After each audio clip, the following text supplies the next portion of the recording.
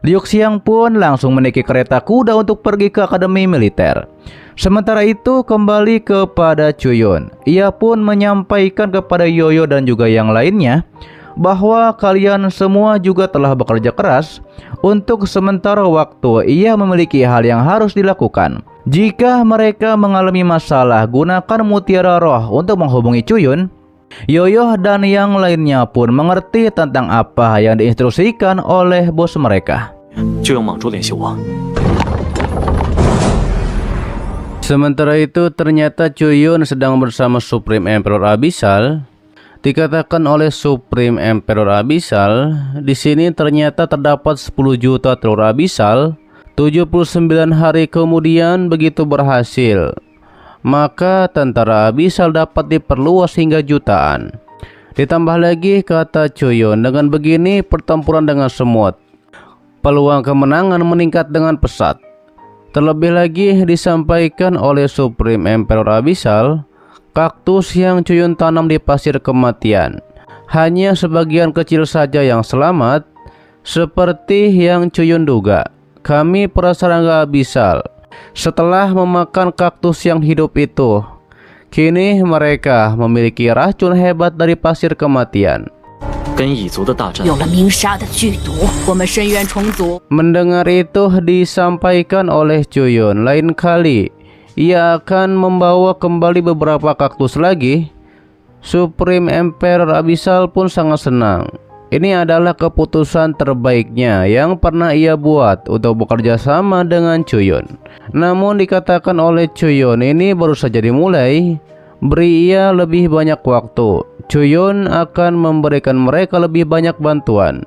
Direspon oleh Supreme Emperor Abyssal, selama ini Cuyun telah membantu mereka. Tidak ada yang bisa mereka lakukan untuk Cuyun. Cuyun tidak mempermasalahkan hal itu karena masih belum waktunya. Para makhluk iblis adalah musuh bebuyutan umat manusia. Hanya ketika pasukan Abyssal tumbuh menjadi miliaran, barulah mereka dapat melawan mereka. Saat ini perlu memastikan penetasan telur-telur ini dan membuat pasukan Abyssal semakin kuat. Itulah yang terpenting. Kemudian Cuyun mengeluarkan kekuatan dari jarinya dan seperti memasukkan bola cahaya kepada tiap-tiap telur yang ada di sana. Setelah itu ia juga menyiapkan sebuah formasi yang cukup besar. Formasi itu pun menyambar ke bawah. Dikatakan oleh Cuyun, ia sudah menyiapkan formasi roh besar.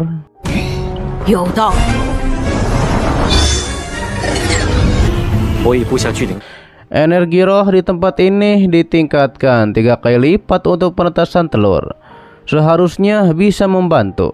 Supreme Emperor Abyssal senang karena semakin banyak energi roh yang diserap oleh telur-telur ini, semakin tinggi pula bakat dan potensinya.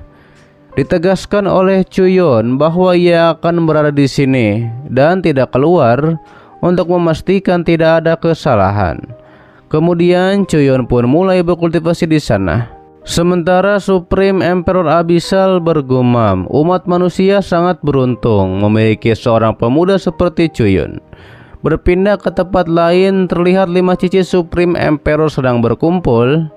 Ximen mengatakan kepada Dongfang bahwa Dongfang penuh dengan perhitungan.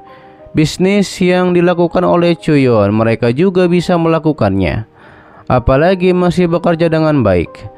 Kemudian Ximen pun mencoba anak panah yang mereka kembangkan, yang mereka kira persis sama seperti yang Cuyun buat.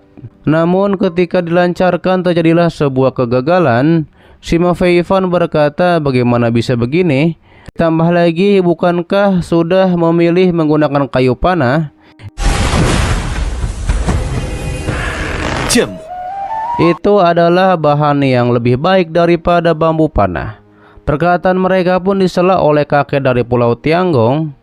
Ia memberitahu bahwa pola pada badai panah baja tajam ini dirancang sesuai dengan karakteristik bambu. Selain bahan itu tidak akan bisa. Kakek itu pun langsung disuruh pergi. Setelah itu Sima Feifan bingung apa yang harus ia lakukan. kita meminta pihak militer untuk membatalkan perjanjian pembelian dengan Chuyun dengan membawa desain tersebut. Mereka mengklaim bahwa desain tersebut dapat menggantikan desain yang dibuat oleh Chuyun dan membuat panah yang lebih kuat. Ximen juga membenarkan jika memberikan benda semacam itu pada departemen militer, mereka akan berada dalam masalah besar. Ditambah lagi pada kompetisi akhir tahun, mereka semua kalah oleh Liu Xiang jika tidak memberi kontribusi sesegera mungkin. Takutnya sulit untuk mempertahankan tempat mereka dalam keluarga. Menurut Nanggong, bambu panah itu adalah keistimewaan Pulau Tianggong dan Pulau Tianggong adalah milik Chuyun. Walaupun Chuyun bersedia menjual bambu panah pada mereka, ia yakin harganya terlalu mahal. Menurut Dongfang, yang kita bisa lakukan hanyalah merebut Pulau Tianggong dari Chuyun. Hanya dengan begitu semuanya dapat diselesaikan. Tapi kata Sima Feifan, dengan hubungan mereka dengan Chuyun, tidak peduli seberapa besar manfaatnya bagi Chuyun, takutnya Chuyun tidak akan memberikan Pulau Tianggong kepada mereka.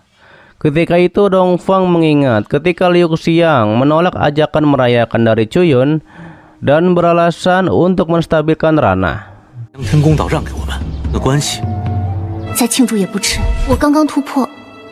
Dikatakan oleh Dongfang, pada kompetisi akhir tahun ini, ia melihat perubahan besar pada Liu Xiang, terutama setelah kompetisi besar. Nanggong menduga Dongfang ingin membuat Liu Xiang membantu mereka. Ternyata itu benar, mereka bisa membuat kesepakatan dengan Liu Xiang dan memintanya untuk meminta Pulau Tianggong kepada Chuyun dan memberikannya kepada mereka. Sima Feifan terkejut, itu adalah ide yang sangat berani. Ditambah lagi apa yang bisa mereka tawarkan untuk membuat kesepakatan dengan Liu Xiang. Dijawab oleh Dongfang, kita semua memiliki tugas keluarga, memasuki akademi militer untuk mengawasi Liu Xiang. Jika kita melepaskan tanggung jawab pengawasan, maka Liu Xiang akan bertanggung jawab atas 10 juta tentara. Selama Liu Xiang tidak bodoh, dia tidak akan pernah menahan godaan ini. Sementara itu kembali kepada Chuyun yang sedang berkultivasi di dunia bawah. Ia pun didatangi oleh Nona Bing. Nona Bing yang melihat tempat itu bertanya-tanya, tempat apa ini? Chuyun menanyakan apa yang terjadi. Nona Bing menyampaikan bahwa kapten memberitahu bahwa kapten ingin menemui Chuyun karena suatu hal yang penting. Namun Chuyun mengatakan untuk memberitahu Liu Xiang banyak hal yang ia pikirkan. Ia tidak bisa pergi sekarang. Chuyun akan menemui Liu Xiang setelah 1 bulan. Selain itu, Chuyun juga mengingatkan semua yang ada di sini. Nona Bing tidak boleh memberitahu siapapun. Chuyun bergumam, ini adalah waktu yang sangat penting bagi telur-telur serangga abisal untuk menetas. Jadi hanya bisa meminta Liu Xiang untuk menunggu lebih lama.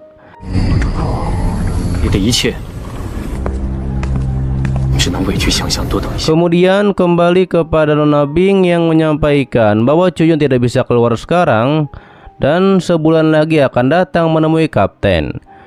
Nona Bing juga tidak mau membawa Liu Xiang ke tempat di mana Chuyun berada, dikarenakan Chuyun berada dalam posisi yang sulit dan juga tidak boleh diganggu.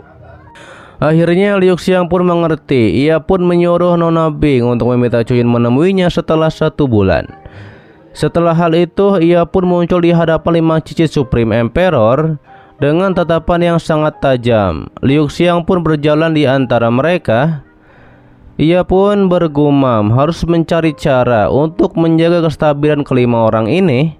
Tidak boleh memberi kesempatan kepada siapapun untuk menguasai sepenuhnya kekuatan militer.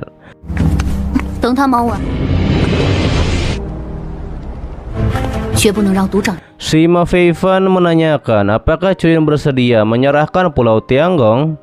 Dikatakan oleh Liu Xiang tentu saja. Chuyun tidak mungkin menolak permintaannya.